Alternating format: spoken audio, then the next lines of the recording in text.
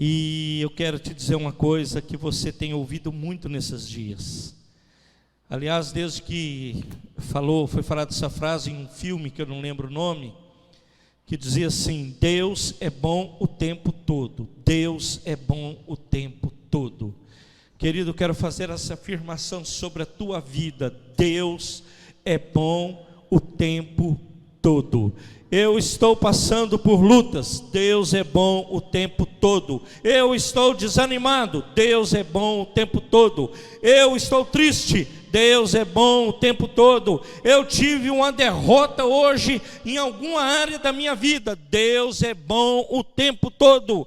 Eu tem um parente aqui em casa tem enfermidade, Deus é bom o tempo todo. O nosso país tem problema, o Deus é bom o tempo todo. Querido, erga a tua cabeça e saiba que Deus está no comando. O Deus que comanda o universo, Ele comanda a tua vida e Ele te abençoa, Ele cuida de você, Ele te assiste, Ele te levanta, Ele te ama, você é importante para Deus e Ele cuida de nós, e louvado seja o nome do Senhor. Deus seja glorificado nesta noite através da sua vida, através das nossas vidas, o nome do Senhor, Ele seja glorificado.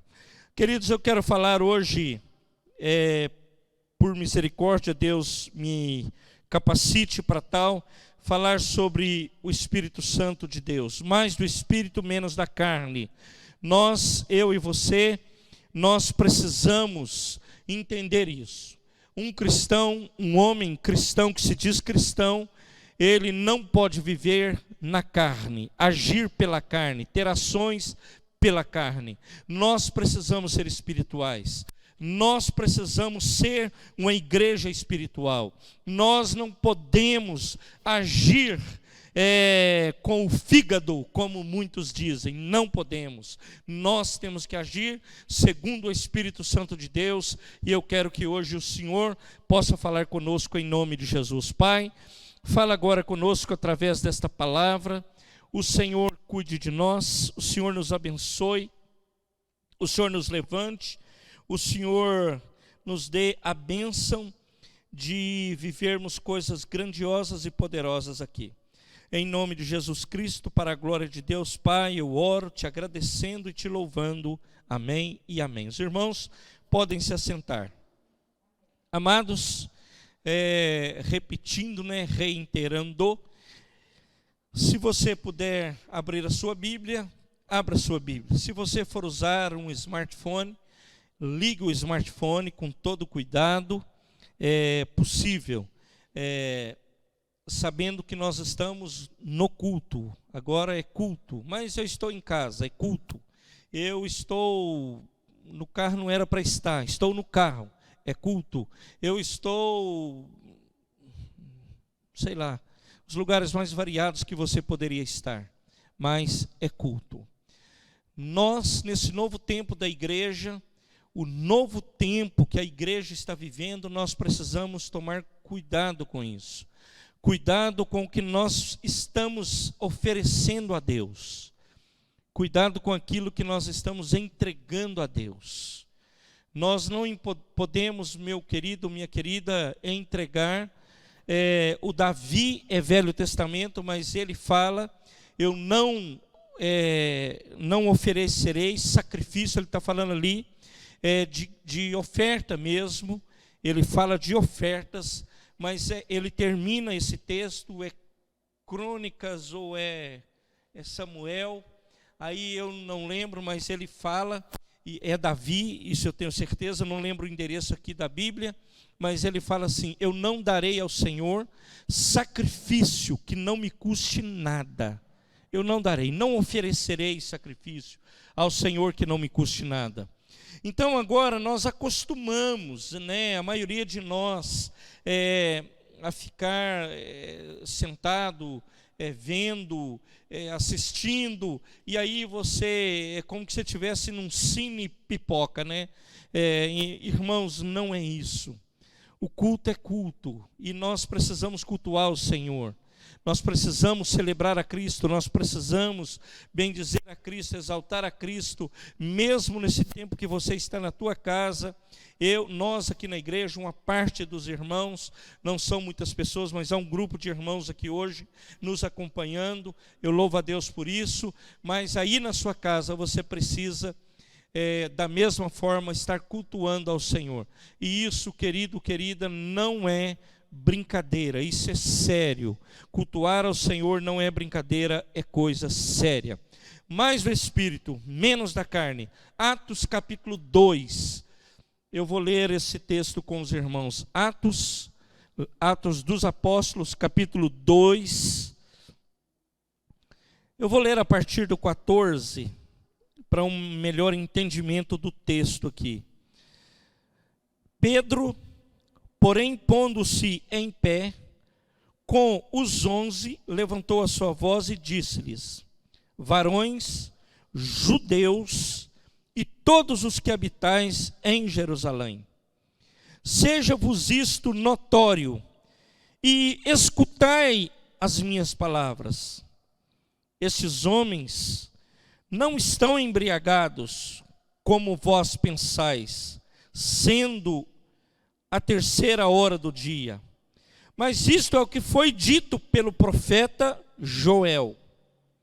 Nos últimos dias acontecerá, diz Deus, que do meu espírito derramarei sobre toda a carne, e os vossos filhos e as vossas filhas profetizarão, os vossos mancebos terão visões, e os vossos velhos sonharão sonhos. Também o meu espírito derramarei sobre os meus servos e as minhas servas, naqueles dias profetizarão. Amém, queridos? Queridos, aqui nós estamos vendo a palavra de Deus, e aqui no dia de Pentecostes, a palavra de Deus, o Espírito de Deus, ele é derramado em uma porção bendita e poderosa, a ponto de questionarem alguns que aquele povo estava embriagado, tamanho era a efusão, tamanho era o derramar do Espírito Santo de Deus naquele lugar. Querido, querida, eu tenho para mim que ter o Espírito Santo de Deus é para nós e é para os filhos de Deus uma grande bênção. Eu sou muito, assim, receioso quando as pessoas dizem assim: fulano, fulana, ele é cheio do Espírito de Deus. Aí quando você vai ver o testemunho, não tem testemunho. Então não há como isso ser verdade, a pessoa ser cheia do Espírito e não ter nenhum bom testemunho. O que é bom testemunho?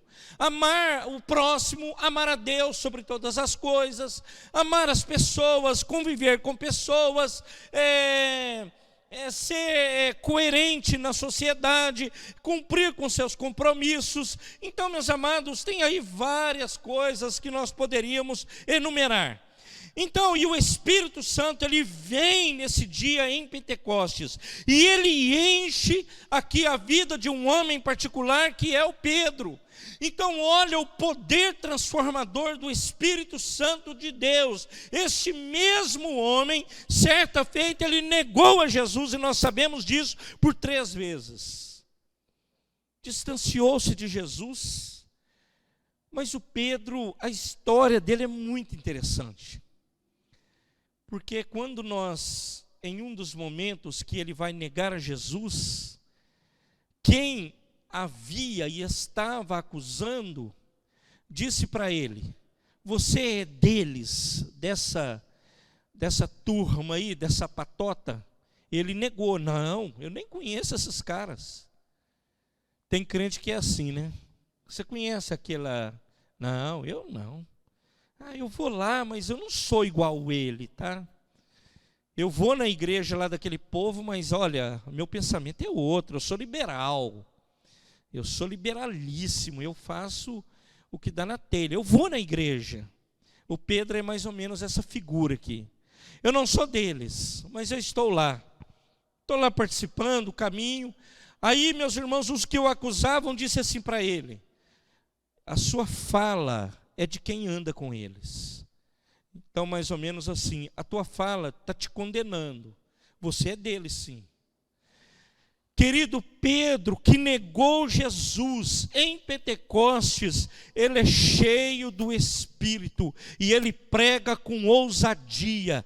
O que eu quero dizer com isso? E nós fazemos aqui, nós temos aqui, ou fazemos olhamos para essa ideia, olhamos para esse texto, olhamos para isso que está escrito. Queridos, quando nós somos cheios do Espírito de Deus, nós somos mudados. Pedro, nesse momento, ele foi mudado literalmente, porque o cara estava negando a Jesus. Agora ele pregava e havia uma conversão tremenda e poderosa de muitas pessoas. Amados irmãos, nós somos transformados quando nós temos o Espírito de Deus sobre nossa vida. Então a grande bênção de sermos mudados, sermos transformados pelo Espírito, queridos, é que nós vamos viver menos na carne e mais no Espírito. Nós vamos tirar toda a carnalidade nossa, pedir que o Espírito tire, e nós muitas vezes não tiramos, porque nós não temos essa bênção, mas nós podemos pedir para que o Espírito de Deus, ele seja derramado sobre nossa vida, ou você clamar para que você seja abençoado e seja tocado por esse Espírito, para que você possa ser erguido, abençoado, e não viva mais na carne, mas que viva pelo Espírito de Deus, com o Espírito de Deus, segundo o Espírito Santo de Deus. Esse texto que é narrado em Atos, está em Joel capítulo 2, 28 e 29, e aí fala em Atos, é esse texto só para a gente entender, a promessa da efusão do Espírito. E há de ser que depois derramarei o meu Espírito sobre toda a carne. E vossos filhos e vossas filhas profetizarão. Os vossos velhos terão sonhos e os mancebos terão visões. Também sobre as servas, naqueles dias, derramarei o meu Espírito. Segue. E mostrarei prodígios no céu e na terra, sangue e fogo e coluna de fumaça. O sol se converterá em trevas, a lua em sangue, antes que venha o grande e terrível dia do Senhor. E há de ser que todo aquele que invocar o nome do Senhor será salvo, porque no monte de Sião, em Jerusalém, haverá livramento, assim como o Senhor tem dito, e nos restantes que o Senhor chamar. Querido, querida, o Espírito Santo de Deus, ele faz uma obra tremenda em nossas vidas. Sabe o que ele faz com você? Sabe o que ele faz comigo? Ele nos impulsiona. O pastor Walter falava isso. O Espírito Santo é um dínamo que te dá energia, que te dá força para você prosseguir na presença de Deus. Ele te impulsiona, ele te manda. E aí ele fala assim, os velhos, muitas pessoas, hoje os velhos não estão podendo nem sair de casa, mas aqui na visão do Joel, ele está dizendo, os velhos sonharão, os jovens terão visões. Ele está dizendo, aquele que tem o Espírito Santo de Deus, ele é impulsionado, ele é abençoado, ele tem uma visão diferenciada de todas as coisas. Amados, queridos irmãos, nós precisamos entender que quando nós temos o Espírito Santo de Deus, nós somos elevados, somos impulsionados, é essa palavra, a ir rumo às conquistas que o Senhor já tem nos prometido. Eu não sei como será o amanhã, porque o amanhã pertence a Deus, mas se eu estiver andando a minha vida pautada segundo a palavra de Deus, há um Deus que vai me sustentar, há um Deus que vai cuidar de mim, há um Deus que estará comigo, há um Deus que estará comigo na minha fraqueza. Ele me dará força, porque Ele é o Deus de poder, que cuida de nós, que nos levanta para a glória do Senhor, e Ele nos sustenta nesse tempo. E é isso que o Joel, ele está falando para nós, que nós somos abençoados, e o Espírito Santo nos impulsiona a ir para frente. Muitas pessoas, elas andam, é esse o termo, na escuridão, porque não tem o Espírito de Deus, porque não busca, porque não pede, porque às vezes nem agradece por nada, não tem gratidão, nada. O salmista, no Salmo 119, vou ler o 17 e 18, ele fala assim: faze bem ao Senhor, para que viva e observe a tua palavra. Olha que versículo abençoado, o 18. Desvenda os meus olhos. Olha o que o salmista está dizendo. Desvenda os meus olhos. Para quê? Para que veja, o salmista falando, as maravilhas da tua lei. E ele diz no 19, sou peregrino na terra, não esconda de mim os teus mandamentos. Olha que coisa preciosa, irmãos. Eu sou peregrino, Deus. Não esconda de mim os seus mandamentos. Me dê eles. Eu preciso deles. E o 20, a minha alma está quebrantada de desejar os teus juízos em todo o tempo. Tu repreendestes asperamente os soberbos, amaldiçoados que se desviam dos seus mandamentos. Coisa ruim é desviar dos mandamentos de Deus, irmãos. Pensa num negócio que nós temos que tomar cuidado. Mas aqui, meu querido, eu quero enfatizar o versículo 18. E o salmista, ele enxerga que a escuridão, ela impede, ela traz um impedimento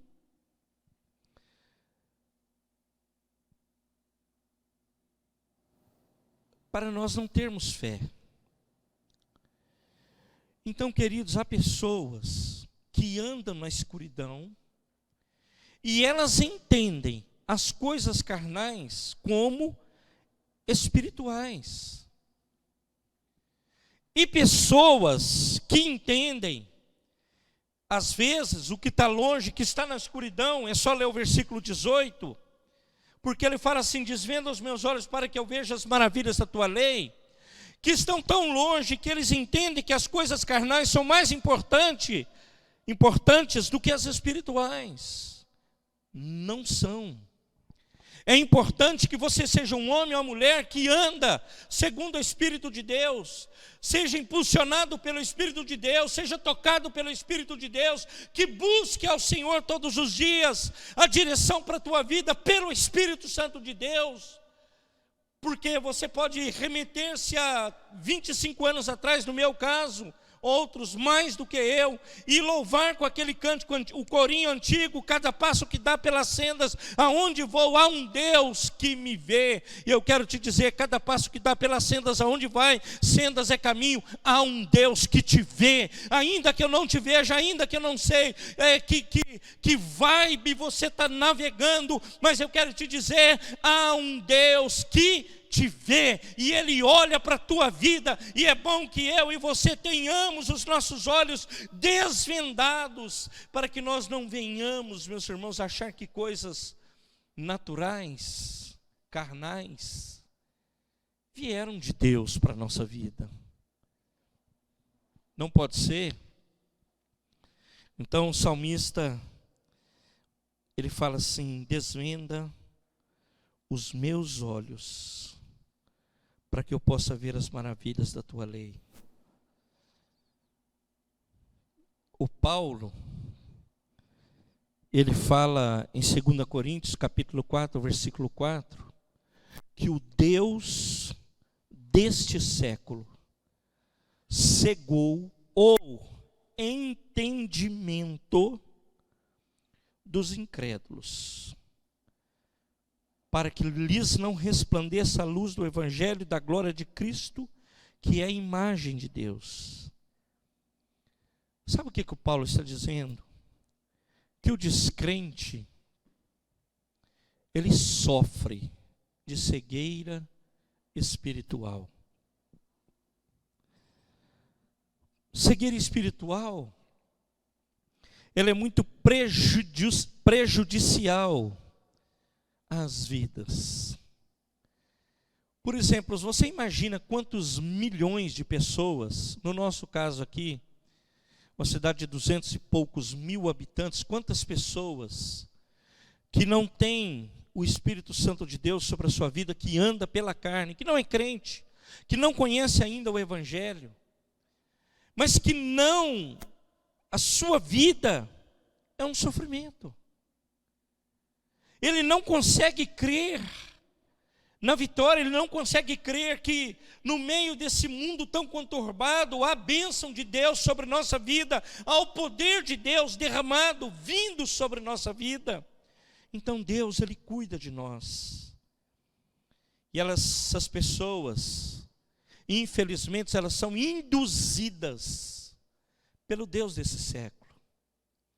E se você olhar, elas elencam as prioridades da sua vida, na nossa visão de igreja, de cristão, as coisas mais absurdas. E elas elencam aquilo. Então, hoje a sociedade do mundo, que está longe dos caminhos do Senhor, o que fazem eles andar é o poder em todos os aspectos, é grana, meus irmãos, e eu vou usar o termo prostituição. É isso. Por quê? Porque o Deus desse século, com D minúsculo, mas bem minúsculo, ele cegou o entendimento do povo, desse mundo. É isso que ele faz. É isso que ele tem feito. A ponto, queridos, hoje eu ouvi de uma pessoa, um prefeito de uma determinada cidade decreta lockdown, manda fechar bar, manda fechar tudo e tal. A pessoa vai para a porta de bar, desses lugares que vendem bebidas, e fazem filas antes do lockdown ser baixado, antes do fechamento completo. Queridos, isso é o que faz o Deus desse século. E as pessoas entendem isso como prioridade. E você fala assim, vamos buscar o Senhor? Agora não. Eu pensava esses dias pela manhã sobre os dias de Noé. Noé, ele deve ter sido taxado de tudo que você possa imaginar. E Noé estava lá, sabe o que? Pregando no Gênesis. Você fala assim, tem evangelho no Gênesis? Eu creio que sim. Boas novas no Gênesis. E Noé estava pregando para as pessoas, evangelizando as pessoas, e dizendo, vai acontecer um dilúvio. E as pessoas não ouviam. E a igreja está pregando, o Senhor vai voltar, o Senhor vai voltar, o Senhor vai voltar. Você está preparado? Quantas vezes falamos isso aqui? Inúmeras vezes, inúmeras. E Noé continuou pregando, Senhor, vai ter o dilúvio, vai ter o dilúvio, vai ter o dilúvio. As pessoas nem ouviram. Sabe quem que Noé levou para a arca? Ele e a família, só. E os animais, que ficou no dedo dele para ele dar nome para todos. A bicharada toda. Gato. Isso é um gato. Leão, leão. E é interessante, eu já ouvi um comentarista falar isso. Isso aí é legal, né? Parece que os bichos, parece com o nome mesmo, né? Gato, gato. Leão, leão. Ele parece um leão mesmo. Pelo nome, parece que deu certo. Elefante. Então ele foi passando um por um e Noé falou, entra tudo aí. E vai dando nome. Entrou aquela bicharada toda. E aí, meus amados, e nós continuamos nessa jornada. Eu hoje vejo a igreja, infelizmente, digo isso, ou a sociedade ou o mundo, como os dias de Noé. As pessoas elencam outras prioridades. E entre elas, entre as outras prioridades, às vezes, não é buscar Deus, não é orar, não é levantar e ter um tempo de vigília. Não é. Tem muita coisa, mas menos isso. Nós já sabemos, queridos, na pandemia, nos 90 dias, mas essa pesquisa então não é só de 90, ela alcança já janeiro, fevereiro, porque fala da liderança eclesiástica ao redor do mundo. Não estou falando nem de, estou falando de líderes de igrejas, pastores que lideram igrejas, que o primeiro momento dele, pela manhã, ele fica em torno de 1h30 nas suas redes sociais. Estou falando de líder, de cara que dirige igreja, e muitos de grandes igrejas. Então, queridos, nós devemos entender o que é isso. E o descrente, ele não vê, ele acha assim, normal, tudo bem. E esse tempo que você vai perdendo com essas coisas é terrível. E você deve colocar o Senhor em primeiro lugar, antes de tudo. Você não pode ver rede social? Pode. Você pode usar? Pode. Você pode evangelizar com ela? Pode. Pode tudo. Desde que você coloque Deus em primeiro na tua vida. Desde que Deus seja o centro daquilo tudo, não há problema algum. Agora, o descrente, ele não vê isso, ele é induzido pelo Deus desse mundo.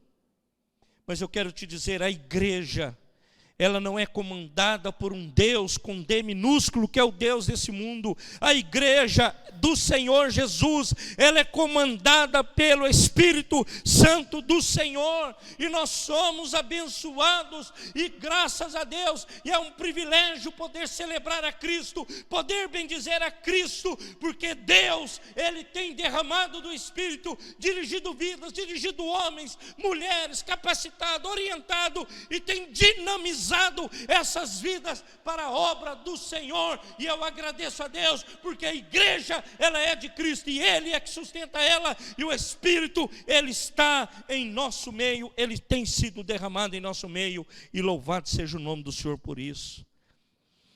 Então, queridos, quando nós temos o Senhor na nossa vida, o Espírito Santo de Deus, quando Paulo, ele tem aquela experiência lá no caminho de Damasco, de perseguidor da igreja, ele passa a ser um pregador.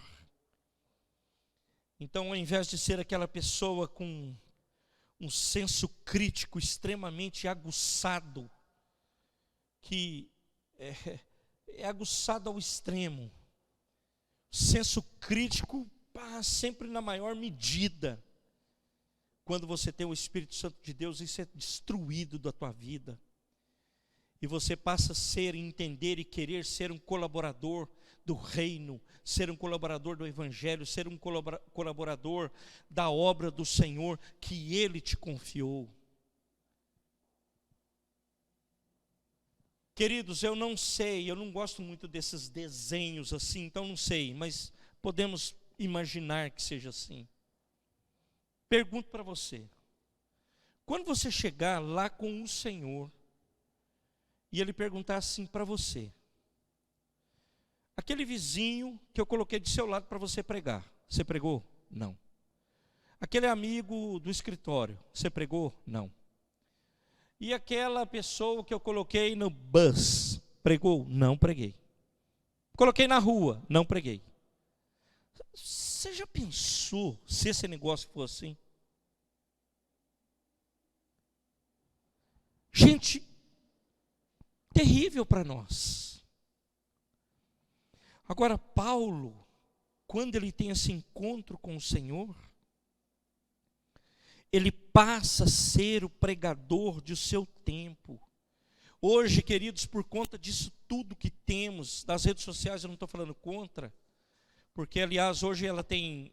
Então, há um tempo atrás, alguns anos atrás, nós falávamos assim, né? O Facebook é do capeta, né? Aí agora nós estamos usando o Facebook para transmitir os cultos. E aí, como é que nós ficamos? Então, por isso nós devemos tomar cuidado com o que falamos. Muito cuidado. Então, meus amados, no seu tempo, o Senhor fez dele um profeta do seu tempo, para fazer a obra de Deus, para fazer a obra que Deus entregou a ele, para fazer a obra na igreja e para a igreja. Deus usou da vida do Paulo poderosamente, e sempre voltamos ao Paulo aqui, sempre. Paulo é um personagem muito dito aqui nesta igreja. Até porque ele escreveu as 12 cartas do Novo Testamento, e se foi o Hebreus, o dele também são 13. Então tem muita coisa que o Paulo, ele nos ensina. Agora, queridos, às vezes você fala assim, pastor, isso aí para você é mamão com açúcar? Fácil, extremamente fácil. Essa música não é muito gospel não, né? E aí, é fácil para você? Não. E não é para ninguém. Não foi para nenhum cristão, queridos. Os cristãos da igreja primitiva eram perseguidos e mortos. Nós entendemos a história que Nero, ele usou crentes como tochas humanas. Colocou o fogo em Roma dessa forma, colocou piche e fogo nos caras, iluminou a cidade, com cristãos. Então isso era ser cristão. Hoje sabe como que eles falam de perseguição no Brasil? Ah, eu sou perseguido. O que é? Ah, o irmão não cumprimentou. Isso é perseguição no Brasil. Aí, mas existe uma batalha brutal, brutal, brutal, brutal. E o Paulo nos ensina isso. Escreve a igreja que estava na Galácia, que são os Gálatas. No 5, 16 e 17 ele fala assim, andai, digo, porém, andai em espírito, e não cumprireis as concupiscências da carne. Tenho falado muito nesses últimos cultos sobre concupiscência da carne, que é o desejo da carne, a volúpia da carne, é querer, porque eu quero. Você quer para quê? Para quê? Fala. Muitos querem para mostrar para uma pessoa que não está nem aí com ela, para falar que ele tem alguma coisa. Para isso você quer. Querido, você tem que querer para agradar a Deus, tudo. Irmãos, eu não tinha, eu devo ter contado isso aqui já, não tinha isso de experiência que já temos, que ganhamos com a caminhada com o Senhor. Mas eu entendi que a primeira vez que compramos um carro, e a minha esposa é testemunha disso, quando nós apresentamos o carro para o Senhor, nós dissemos, nós não tínhamos filho ainda, esse carro é para te servir, Senhor, não é para outra coisa. Nós queremos é te servir, nossos bens precisam te servir. Irmãos, e servir mesmo. Não vou alongar com isso. Mas aí o Paulo fala assim, no 17, eu li o 16, porque a carne, ela cobiça contra o espírito contra a carne, estes opõem-se um ao outro para que não façais o que quereis. Então, sabe o que o Paulo está falando a esta igreja que estava na Galácia? Cara, tem uma batalha. O Espírito vai falar, faz isso. E a carne vai falar, não faz. Você está cansadão demais. Fica na tua, não vai orar coisa nenhuma. O pastor já orou. Os irmãos já estão orando. Você não ora nada. Buscar o Espírito de Deus? Não. Para quê? Já tem o Espírito. Você já está salvo, fica descansado. Experiência com Deus? Não. Para quê? Outros já têm tido milhões aí, mundo afora, já chegam aqui, ó. O cara tem experiência e já chega. Eu gosto, aliás, gosto criticando, agora é uma crítica. Toda crítica, aprendi isso ontem.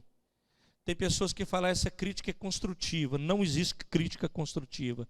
Toda crítica é crítica. Ponto final. Crítica construtiva não existe. Então aprenda isso, eu aprendi ontem. Crítica é crítica e ponto final. Então, meus amados, há essa batalha interior e o Espírito vai falar, faz, e a carne vai falar, não. Então você precisa, como cristão, deixar que o Espírito de Deus, ele guie a sua vida, guie os seus negócios, guie a sua família, guie os seus. Quando o Espírito do Senhor está no comando da nossa vida, queridos, com certeza, nossa vida, ela vai produzir uma farta colheita de amor, de alegria, de paz e outras coisas tantas. Quando você tem o Espírito Santo de Deus sobre a tua vida, você é um bem-aventurado, você é cuidado, você é assistido. Pode não ter ninguém em lugar nenhum, Deus vai estar cuidando de você. Queridos, muitas pessoas estão preocupadas com o que vai acontecer. Eu estava numa fazenda que eu trabalho desde 2002, essa semana em Casa Branca, e lá veio à memória um pensamento. Eu comecei a trabalhar lá em 2000, salvo engano, em 2002. E em 2002, quando eu ia falar com o celular, por exemplo, eu tinha que pegar o celular, lá tinha, ou pegava um trator, o meu carro, ou uma motocicleta que tinha lá, subia até um monte, eu dormia muito lá, para mim falar com a Rosana, para falar com as crianças naquela época. O celular nem funcionava. Você tinha que ficar olhando os dois pauzinhos assim, olhava, pegou e fala rápido que vai cair, procurando o sinal do negócio. Eu vou hoje no mesmo lugar, estive lá terça-feira. Nós temos lá, funcionando nos nossos telefones, aparelhos, internet 4G. Falamos com o mundo de lá. Não é tão bom o sinal, mas você vai num lugarzinho ali e fala. Querido, o mundo não vai acabar se esse negócio parar. Deus continua no comando. O que isso tem a ver? Porque muitas pessoas estão olhando para isso aqui, para esse terreno. Olhe para Cristo, olhe para o Senhor e busque a face do Senhor. Deus, com certeza, Ele tem para você coisas maravilhosas. Tem ainda uma história a ser contada. Agora entra de braços abertos com isso. Abraça a causa do Senhor. Pensa que Ele te deu o Espírito de Deus, que Ele te derrame sobre a tua vida do seu Espírito de Deus mesmo, que é do seu Espírito, para que você prossiga e seja bem sucedido nessa terra. Faltando a visão espiritual, as pessoas ficam presas ao mundo material, é isso que eu quis dizer. Queridos, eu exalto a Deus, porque em 2002 era uma coisa, hoje é outra, Deus cuidou de tudo. Estamos lá, vendo a prosperidade. Agora, isso é mais importante? Não. As pessoas olham para o mundo material e temporal e transferem os valores do céu para a terra. Amados, nós precisamos do Senhor. Nós precisamos do Espírito Santo de Deus. O homem carnal, ele olha a providência de Deus e fala assim, é coincidência. Querido, coincidência existe quando? Para você que é filho de Deus, para nós que somos filhos de Deus, existe providência de Deus, provisão divina. Existe Deus trabalhando para aquele que nele confia, para aquele que nele espera. Existe isso. Agora, qual é a minha parte? É buscar ser abençoado, ser cheio do Espírito de Deus, buscar experiências com o Senhor, buscar ser cheios da graça, ser cheios do poder, da bênção. E queridos, e dessa forma, cada passo que dá pelas sendas aonde vou, há um Deus que está me vendo. Cada passo que eu dou pelas sendas aonde vou, há um Deus que me vê, e Ele te vê, e Ele me vê. Ele sabe tudo da tua vida. Ele é onisciente, onipotente, Ele é o Deus da eternidade. Então Ele cuida de nós. Deus seja louvado. Busque hoje ainda, se possível, ter esse contato com o Espírito de Deus. Peça para o Senhor, clame a Ele, dobre o seu joelho e busque a face dEle. Ele é poderoso para te abençoar, para te dar vitória, para te levantar para a glória de Deus Pai, em nome de Jesus. Senhor amado, eu te agradeço por esta palavra, para o meu coração tão boa, tão tremenda. Deus, como é bom te servir, como é bom caminhar com o Senhor e caminhar para o Senhor. Obrigado, Deus, muito obrigado por tudo que temos recebido. Obrigado por esta igreja, que, Pai amado, tem o privilégio de ter essa bênção sobre ela.